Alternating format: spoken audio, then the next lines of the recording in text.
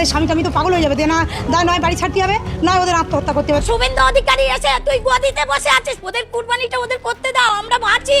নিজের ফাঁদে নিজেই পড়ল শুভেন্দু। প্রশ্ন উঠেছে, গরু বিক্রি না করলে পশ্চিমবাংলার সাধারণ হিন্দুরা খাবে কি? যে গোরক্ষার রাজনীতির সামনে এনে ধর্মীয় আবেগকে কাজে লাগানোর চেষ্টা হয়েছিল, এবার সেটাই বড় দুঃস্বপ্ন হয়ে ফিরে আসছে শুভেন্দু অধিকারী ও গেরুয়া বাহিনীর জন্য। কোরবানির বাজারকে ঘিরে বাংলার যে বিশাল গ্রামীণ অর্থনীতি বছরের পর বছর ধরে টিকে ছিল, সেটিতে হঠাৎ করেই তৈরি হয়েছে অনিশ্চয়তা।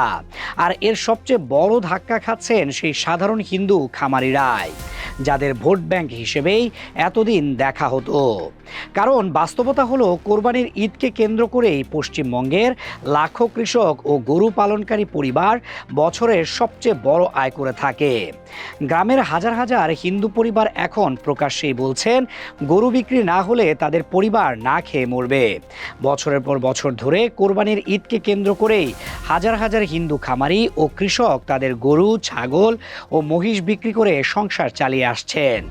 এই একটি মৌসুমের বিক্রির টাকার উপর নির্ভর করে বহু পরিবারের পুরো বছরের খরচ। অন্যদিকে মুসলিম ক্রেতারা সেই পশু কিনে ধর্মীয় বিধান অনুযায়ী কোরবানি সম্পন্ন করেন।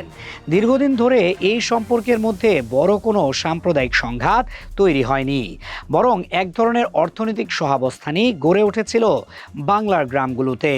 কিন্তু এখন সুস্থ গরু কোরবানিতে নিষেধ এবং পুরনো পশু জবাই আইন সামনে এনে নতুন করে যে বিতর্ক তৈরি করা হয়েছে, তাতে আতঙ্কিত হয়ে পড়েছেন খামারিরা।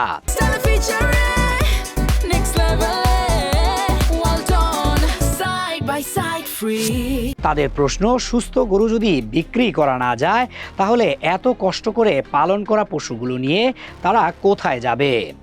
এই পরিস্থিতিতে সবচেয়ে বেশি সমালোচনা হচ্ছে বিজেপির তথাকথিত গোমাতার রাজনীতিকে ঘিরে। কারণ প্রতিদিন গরুর খাবার জোগানো, চিকিৎসা করানো এবং খামার চালানো তাদের জন্য দিন দিন কঠিন হয়ে উঠছে। বিক্রি বন্ধ হলে বহু পরিবার ঋণের চাপে ভেঙে পড়বে বলেও আশঙ্কা করছেন তারা। তাই সবচেয়ে বড় ধাক্কাটা এখন রাজনৈতিকভাবে খেতে শুরু করেছেন শুভেন্দু অধিকারী। যে হিন্দু খামারিদের আবেগ ও ধর্মীয় অনুভূতিকে সামনে রেখে গোরক্ষার রাজনীতি করা হয়েছিল, আজ সেই মানুষগুলোর বড় অংশই ক্ষোভে ফুঁসছে।